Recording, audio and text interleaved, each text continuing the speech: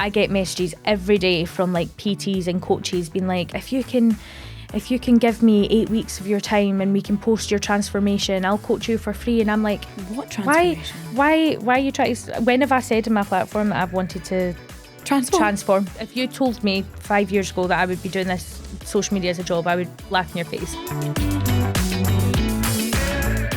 Hey, I'm Katie J, and welcome to Young Scots. This is How I Feel podcast, where we talk to guests who've grown up in or live in Scotland about their experiences and how they cope in the world we find ourselves in today. In each episode, we'll tackle a different topic with a brand new guest. And today, I'm really looking forward to talking to the one and only Rachel Spicer. You're the only one that's had a one and only, by the way. So. Oh, thank you. Strong flex. That is. Now, you might know Rachel or her green alter ego, Denise, from TikTok, where she posts hilarious content promoting body positivity, often focused on her much-loved double chins. With over 2 million followers on TikTok, Rachel is now a full-time content creator. And today we're going to be talking about two really important mental health topics: body image and online trolling. Now, there's a heck of a lot to get through, but first, Rachel, thank you so much for joining us. Thank you so much for having me. The one and only. Oh, but I know that's starting strong. It makes me more nervous. I don't feel good. Hopefully I'm not disappointing. Nah, don't Hopefully worry. not. No danger. Now, we start off every episode of This Is How I Feel by asking our guests what seems a simple question, but can often spark quite a reaction. Mm-hmm. How are you feeling today? Do you know, I'm feeling good. I am feeling very nervous. Very nervous. Like, I know you said that. I've got ants in my pants. I do. Why? I don't know. I feel like I come across as a really confident person, but that's faking it. Fake it till you make it. This is the thing, and that's super relatable for a heck of a lot of people listening, I'm sure. Yeah, it's just because I'm really loud and I don't know when to shut up. But well, this could be interesting because so am I. Great. Yeah? We'll be loud together. Yeah, okay, perfect. We'll just channel it. But remember, you are here for a reason. Mm-hmm. Because we love your content, and we're just so excited to kind of hear more about your experience and how you got to where you are today. You know, being so candid and posting your experience for everyone, which is a very brave thing to do. Can you tell us a little bit about how you got started? So it was very random. Once I left high school, I went into college doing like performing arts. So I studied dance and musical theatre. And then after that, I moved to London and I was focusing more on the acting side of things. Mm-hmm. And then when COVID hit, I moved back home. So I thought I would only be back home in Scotland for like a couple of months, but here we are. Was it almost 4 years now since COVID started? Which is wild. And I love it. So I wouldn't move away again. But I started posting during lockdown, and it really just kind of grew from there. It was just out of boredom. I remember my first video kind of went viral with like 1.8 million views on the first day that I downloaded it, which was insane, and it was of my double chin. So that just started it all, and here we are. It's such a mad time to think back on, isn't it? For so many different reasons, and such a tricky one. But a lot of people do have that experience that you're sharing now, where you know it took them to be stuck at home, be reliant on themselves for entertainment, and then the whole world started watching. Yeah, it is mad. Like I would say I'm like an accidental influencer. Right. Like I never thought that this would be a full-time job, or like it would even get to earning any sort of money on social media. Like I thought it was like, I'm going to post my stupid double chin videos. Yeah. Then as my kind of following started to grow, I remember getting all these comments comparing me to the green glibbler out of Hotel Transylvania, which is this like green jelly monster because of my double chins. And I was like, I ended up finding green paint that I already had at home, and I painted myself green that night thinking it would be a one-time thing, and now I'm green like once or twice a month. Which is a lot of admin, by the way, and a lot of a clean-up job involved, I'm sure. Yeah.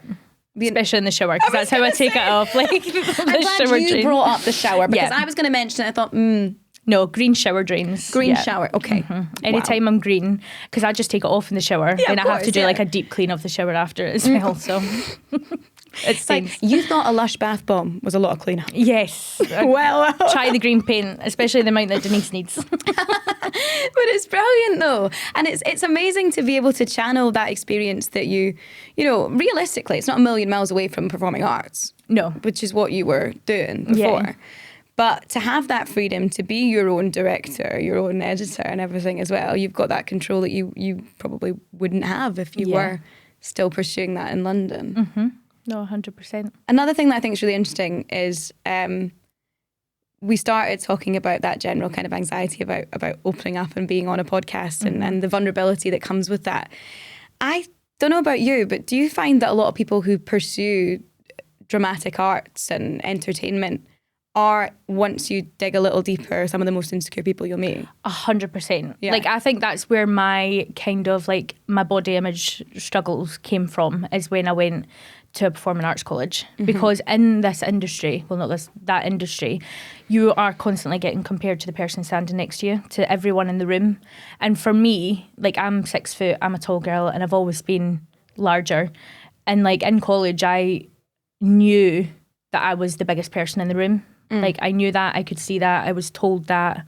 And that's where I feel like that's how my insecurities with my body kind of started, was by being in this industry, or that industry. What's kind of magic about you is that you've taken all those kind of criticisms that you have of yourself and that other people have maybe kind of like tried to weaponize.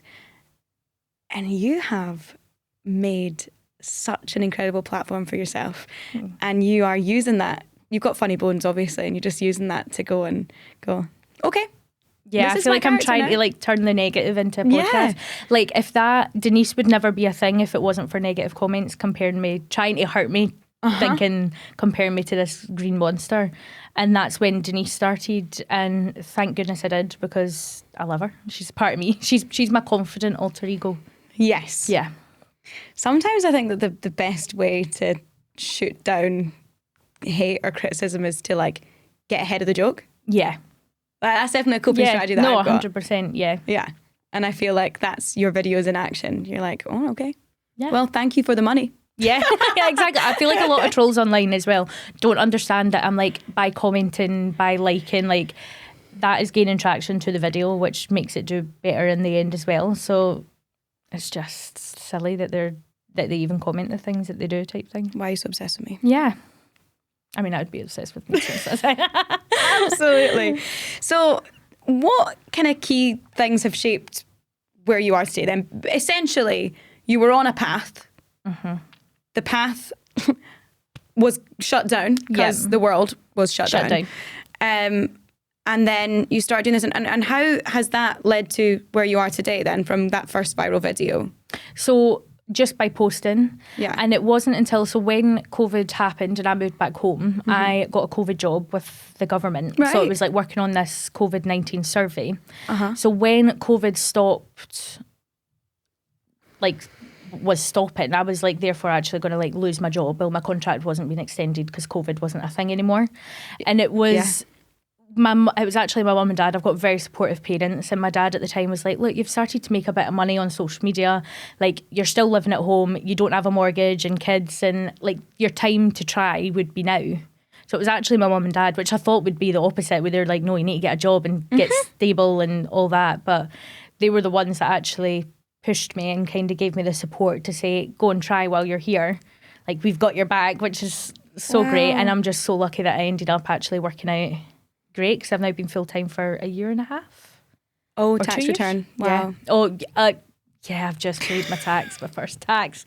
That was a knife to the heart. It was all sounding so magical. Yeah, I thought I was like saving for a house, and I was like, oh, that's not my house deposit. That's my tax bill. So I was like, yeah. Being freelance has its perks and it has its not. I'm not like good at the admin stuff. That's what I'm like learning about being self-employed, that I need to actually spend more time on, because it's the boring thing. But it's such a gear shift from the trajectory that you expected your life to go on. With the same token though, so many of the skills that you use every day are exactly the skills that you honed at college, and that you know it's what you love, right? Because it is performance. Yeah. Do you think your dad just wanted to keep you at home? I think he loves having me at home. Like now that I'm home and I'm the last one like in the house now, like my brother's moved out, my sister's moved out, and me and my partner are hoping to buy a house this year, and we went to view one last week and he was like, no, that's too far away, you're not moving there. I was like, it's closer than London where I was there for 2 years. Exactly. So I just think we've got such a good dynamic at home with my mum and dad. My boyfriend now lives with us and we actually are all like best pals now. Like it's so nice. I love it. The thought of that gives me anxiety. I love it. We spend like 3 or 4 nights a week playing cards, like with my mum and dad. He's the one. Yeah, he's the one. Oh, yeah, that's gorgeous. Oh, well, it's so lovely that you've got that kind of core unit behind you. And I wonder whether that's helped you when you have faced like vile criticism. 100%. Yeah? Yeah, 100%. My boyfriend, he's incredible as well with my mum and dad, they're the ones that get me through it. Yeah. Yeah. And, you know, presumably going back to when you were younger, before the videos even became a thing, I suppose, because we're in Vine territory if I go back in time too far. What did having that core support system help you when you were coming up against like casting directors and people in college and things that maybe tapped into those insecurities? Yeah. Yeah? Yeah, no, 100%. I think you just can't take anything too personally. And like my saying is that if I don't know you personally, I'm not going to take it personally. And I might have to say that to myself quite a few times before it actually sinks in, because it's easier said than done. But that's what I try and tell myself like over and over again. You're such a wonderful advocate for loving yourself. But I know that is a really hard thing to do personally. I'm sitting here going, there's umpteen things, you know, today that I've said to myself. Yeah. That I would never say to someone else. That make me feel talk unwell. so negatively about ourselves. And it's horrible because, as you said, like you wouldn't tell your best friend that. I wouldn't dream. Yeah. No, and if anybody did, I'd be putting it. Yeah, exactly. I'd be ready. Exactly. So talk to us about body image and how you've got to where you are today with your body image. So I feel like my body image struggles is still like a roller coaster. Like I don't think anyone is ever going to be like 100% feeling themselves like all the time. Like even me online, and I do share a lot of like self-love and body positivity, but I'm myself, like I'm not like that every single day. And I think for me, it's just surrounding yourself with the right people. Surround yourself with the people that hype you up, not tear you down. And stop talking negatively about yourself. I used to talk so negatively about myself. Like in college, I used to compare myself to an apple with cocktail sticks, arms and legs, because I would always have these like long, naturally skinny legs, but I've always been like had a belly. And I'm like, I would never like say that to anyone else. So why am I going to compare myself to that? Like, it's just trying to flip your mindset. Someone once told me a good way to sort of realise what you're doing to yourself is every time one of those thoughts pops into your head to actually articulate it, say it out loud. And then you realise how silly it is. Yeah. Yeah. And that you wouldn't naturally say that to anyone else anyway. You hear it back. Because it is your brain that's saying it. Like imagine just like waking up in the morning, look in the mirror, and what you're thinking in your head is, you look really ugly today. Yeah. You say it out loud, you're really ugly today. You know, you'd be like... And talk back to it. Be like, no, I'm not. I'm actually, I'm doing good today. Yeah. Yeah. So I was the same. I was always... 10 minutes, the puffy eyes will go down. Yeah. Let me do a wee face mask. Some self-care. Exactly. But no, I done the exact same. Mine was always like tall, fat and ugly. Because my height used to be a big insecurity in mine as well. No, it's not. I love it. I love being tall. I mean, yeah, absolutely. You're gorgeous, but I can say that, and you know, you're gorgeous too. Thank you. We're flirting. But I suppose that as well, you know, fundamentally, when you're in a room with a load of different people all vying for the same part, it's competitive. Differences that you now learn to love and see as a strength. At the time, it's just another barrier to you getting something that you want to get because, well, you know, she's 4'11" and I'm, you know, or she's got black hair and I've got red hair, I've got, you know, whatever. That, do you think that comparison bred a sort of unhealthy feeling in you as well? Yeah. Not 100%, because I just think not only are they comparing me to everyone else in the room, now I'm comparing myself to everyone else in the room. Yeah. And like all my friends are like shorter than me, like especially all my dancing friends, like they're shorter than me, they're skinnier than me, they're amazing, I absolutely love them. But then that's like in my brain, it's now I'm comparing we're not the same at all. Like, I'm not going to go into the same style I'm dancing as you or anything like that. Yeah. We're very different, and we're very different in casting terms as well. And I know that, but even back then I would still compare myself to them. Yeah, because that's your immediate circle. That's people you're seeing every day. What about on TikTok though? Because obviously my For You page on a day-to-day basis will be like a recipe, a dog, like in-depth interview about something that I've never heard of before, makeup, like such a cross-section of culture, society, people from across the world, you know. Do you find that space more freeing then to be authentically yourself? Yes, I think it was easier in lockdown. I was actually talking to my boyfriend about this. Like, I miss like lockdown TikTok where everyone was just posting like... Well, we were all losing our minds. Yeah, we were all losing our minds that we were like, I'm just going to post whatever I want to post. I'm going to have fun with it. Yeah. Whereas now, like a few years later, I feel like everyone is so... Like the trolling is like kicked up so much massively in the past 6 months. And it's even like with my creator friends, like everyone is, I feel like, getting too... Can I say cocky? Like the trolls are getting too cocky in my comments type thing. So yeah, I think it is like a different space to what it was. But I still think it's safer than Instagram. Really? Yeah, like what I post on TikTok, I never used to post on Instagram. Whereas now I've kind of getting into the role that I'm like, no, I can post it on Instagram because it's my content. That's interesting because from my perception of it, right, just as someone who's totally not in the loop, if I see something on TikTok, in a month's time, I'll see that same content on Instagram. And then my mum will send it to me on Facebook. Yeah. Like, that's the trajectory. It goes around, yeah. But I didn't really think about the fact that maybe that's because what you're seeing on Instagram first is not the blooper reel that you're seeing on TikTok first. Yeah. So not the funnies. Yeah. I used to have like a bad mindset with Instagram. Like I started growing on TikTok and in my brain I was like, no one that I know watches my videos. Like it's fine. So I never worked on my Instagram really until like last year. So I would never post like Denise or really anything like on my Instagram. Your secret double life. Yeah, I was Hannah Montana. Denise was my Hannah Montana. Then it wasn't until the followers started getting a bit more that then I think people like then overlapped it. And then I was like, you know what, I may as well just start posting on Instagram as well. And I'm glad I did because then it grew that as well. So and also it's contributing to make that a more fun space. Yeah. Because bottom line, there's only so many, you know, beige blazers I can see. Yeah. Realistically. Yeah. And the more...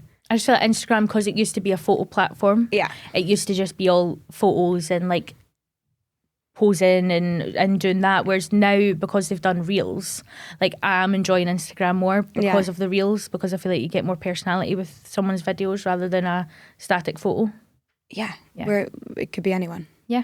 You're not getting that kind of in-depth look at the person, which, let's be honest, we're all nosy. Yeah, I'm nosy. That's what it is. Yeah. So has TikTok changed your perceptions of body image? Obviously, the last kind of 6 months, you said it's got a little bit more brutal out there. Yeah.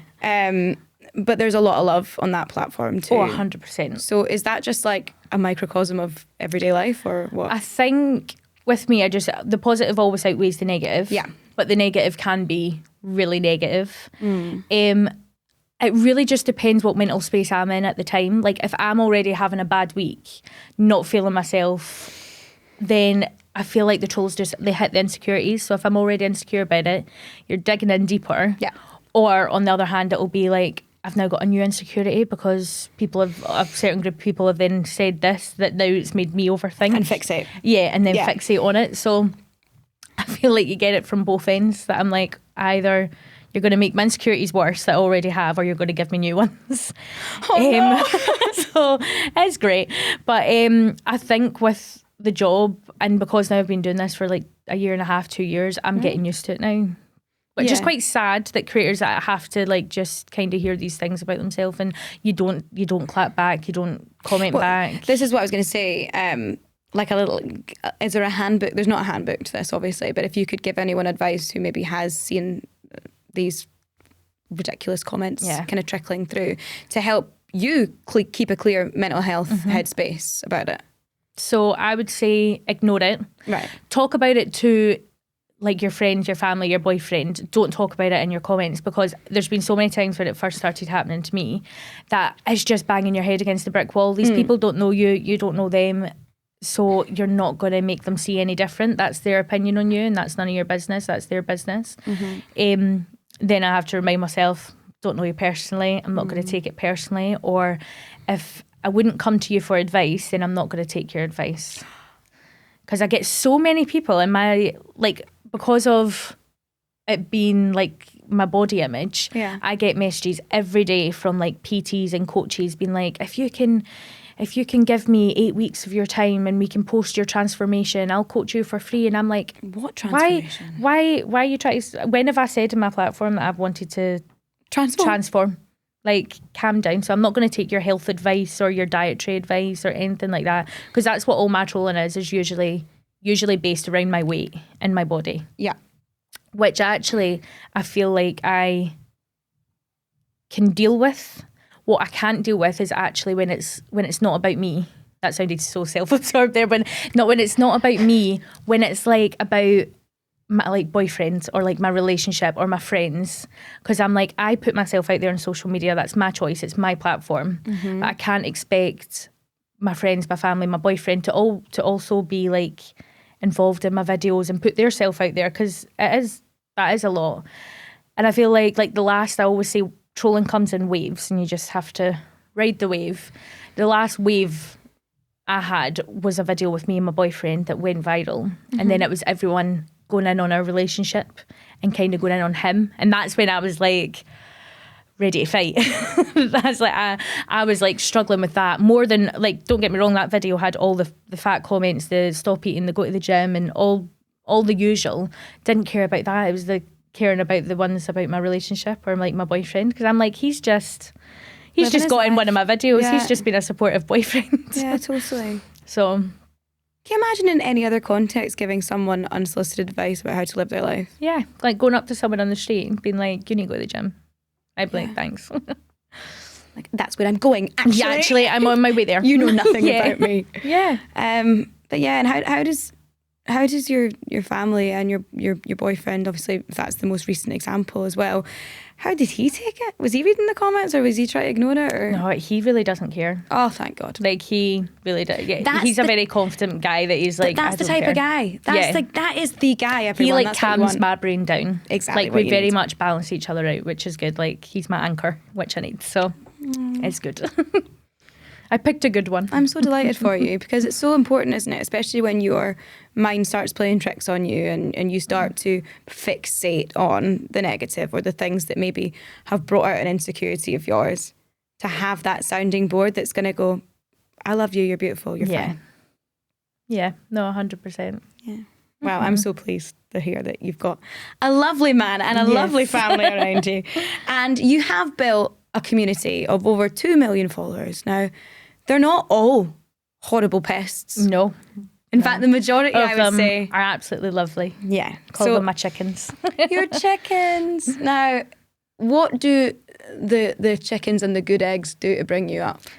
Do you know what? They are just very similar people. Like, I get a lot of like comments or messages about being like, I've got a similar body shape than you and you've made me a bit more confident, or like, and things like that. And I'm like, that's what keeps me going. Yeah. Like 100%. It's like my community. Do you think that sort of like role model would have meant a lot to you? Yeah, because I feel like when I grew up with social media, like social media was just kind of starting, like when I was in the end of high school, and I used to hate social media. Like, I if you told me 5 years ago that I would be doing this social media as a job, I would laugh in your face. I used to hate it, and it was because I didn't know what the unfollow button was, and I got looped into like following all the like the Love Island influencers and like everyone that didn't look like me. So when I saw a dress that I'm like, oh, she looks amazing, I really like that dress, I'm going to order that dress, and I come and I look like a stuffed sausage, and I feel like a stuffed sausage because it's not, we're not the same body type at all. Whereas now I've like unfollowed all of that, and I follow like plus size creators, plus size models, like people that are also on a self-love journey. And now like my feed, my For You page is filled with that.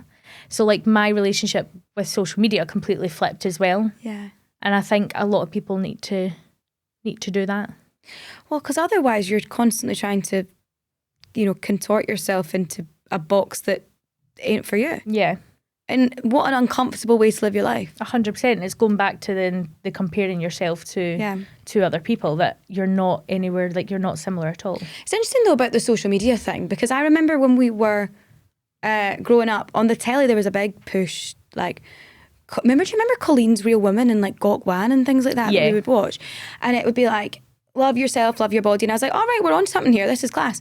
And then we almost reverted and went back to America's Next Top Model vibes again. Yeah. And now we're coming back around again. Mm-hmm. And I don't know what happened on that path. But I suppose it's just fads and trends and whoever's in vogue. Yeah, exactly. Like, but who's that girl? Even if you look at who's the most influential person on the planet, Taylor Swift, but take her aside. Like the Kardashians or something like that. Like if you buy what they've been selling, you consistently have for the last 10 years, I can't keep up with whether I'm meant to be curvy or skinny or whether I'm meant to be, using all this fake tan or not using any fake tan or dyeing my hair this way. Like these celebrities are doing the same because now they're reversing it. This is it. So everything's getting dissolved. Now everyone's like, everything's getting dissolved. No one wants a BBL anymore. Yeah. I'm like, but I thought we were all wanting. What about all those ones that got their turkey teeth? Yeah. And now they're all, what are they going to do? Yeah. Like, natural smells are in again. Sorry. Yeah. Off you go. Ask them to dial it back a shade and like give you a crooked one. It's just, you can't keep up with anything. No. Can't keep up with anything. And, thank goodness we're in a position now sitting here in a privileged position to have not done anything drastic. Yes. I've had a little bit of lip filler and that's it. Okay. I can deal with the eyebrows from 10 years ago being a thing. Yep. It happened. I moved past it. But do you know what I mean? Yeah. How scary that there's an audience there that feel pressure to move with that tide of expectation that will turn. Yeah. Because it's going to be different in another 5-10 years' time. Is it? On to the next thing. Yeah. Yeah. But it's so wonderful that you've made a space there where you're just able to be yourself and create that platform for other girls growing up who... Oh, I love it. Yeah, it's fabulous. And sack the other ones. So any advice then, just like a takeaway for someone who maybe is thinking about letting that side of themselves out, being more open with their presence online to manage that intake of negativity and to focus on the positives? So I would just say you need to stay true to who you are, especially in the social media industry. Mm-hmm. Be yourself. Don't let anyone else's view or opinion stop you from doing something you want to do. Because that held me back for so long. And then when you realise these people don't have anything like in your life, so why are you going to let them hold you back type thing? I would also say be comfortable with yourself, like get comfortable with yourself. I'm a very like, I can go for dinner by myself, I can go a walk by myself. I'm very like okay with my own, like I love my own company. Mm-hmm. And also surround yourself with the positive people. Yeah, because too many negative people just drag you down as well. Don't need that energy. No, not at all. No. And obviously you're in a fortunate position that you've got a family that are so behind you, which is beautiful. Do you think that it's possible for someone who maybe doesn't have that set up to find those people as well? Just like look for 100%. Content creators like yourself and things like that? Because I feel like as much like my family, my boyfriends, my friends, they're my support system, but so is like my community. Yeah. Like if I put up a story on Instagram and then I will be chatting to people in my DMs for an hour after it because I'm like, they're the support as well. So like you can grow that support if you don't have that support at home. Yeah. And that's, I think, a really beautiful thing to come from social media as well.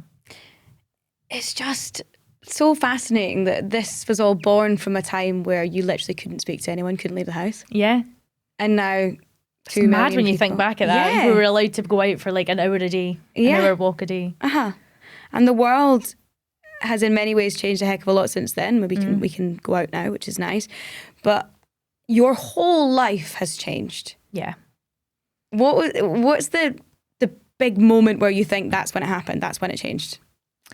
Just being able to do what I want. Yeah. Not being able, like not having to ask a manager to like take leave off work or like for holiday or anything like that. like, I love that. Yeah. I love that. That's probably the big thing, especially this past, like, couple of months. Like, my brother's girlfriend's just had a baby, so I've got my first little nephew. My best friend's just had a baby, so she's my little niece. She's got a little niece. And my sister's now just had a baby as well. So I've got 2 nieces and 2 nephews in the space of... No, 2 nephews, 1 niece in the space of the past, like, 5 months. That's actually very expensive. Very expensive, yes. But so many babies. Yeah, so many babies. But if I didn't have this job, like, I've spent so much time with my best friend on her maternity leave. Like, I've been able to, like, help babysit, like, my nephew and stuff as well. Like, and it's been, like, when I've been sitting there, like, during the day, I'm like, I'm so lucky that I'm actually able to do 100%. This, because if I did have a job, I wouldn't be able to. So 100%. That's been, like, my big thing. I just spend so much more time with my family and friends. It's nice to see that you're reaping the benefits of what's already making a lot of other people feel good about themselves. And you're like, well, actually, thank you guys, because now I can watch the baby be adorable for an hour. I love that. Exactly. Brilliant. Yeah. That's so good. And if you could kind of go back, and obviously there was no way that anyone could have predicted that this would even be a thing, let alone a job. Yeah. If we're looking at 10 years ago. But if you could go back and speak to a younger version of you, maybe getting ready to go and move to the big city and do all that stuff, what would you say? Stop stressing. Stop stressing and enjoy it, because it doesn't last forever type thing. Like, again, I was talking about this recently when I moved to London. I loved living in London. Yeah. But it also came with a lot of stress.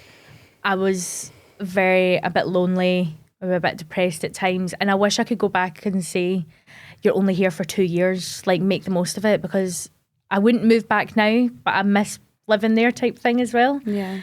And again, just saying, like, not to let your insecurities or other people's opinions stop you, because you could do so much more if you just put yourself out there. You are very, very inspiring, Rachel. Oh, thank you. And that was so wonderful. Thank you so much for giving us so much insight into Thank you world. so much for having me. Superstar. Yeah. Oh, stop. Honestly, this conversation has been fantastic. So thank you to everyone who's tuned in and for listening. Remember, if you need any help or support with how you're feeling, Young Scot has tons of information for you at young.scot/AYE. That's AyeFeel. If you don't already follow Rachel and would like to, and you should, follow her on Instagram and TikTok using @RachelSpicer_. So you can see Denise. And don't forget, if you're under 26, then make sure to get your free Young Scot National Entitlement Card with thousands of discounts, subsidised public transport, and a whole lot more. You can also claim 100 Young Scot Reward points for listening to this episode by using the code IMAGE. So that's it from me. I hope you've enjoyed this episode of This Is How I Feel. And if you have, then please rate, review, and subscribe to us, which means you will get instant access as soon as the next episode drops. Looking forward to next time already. See you then.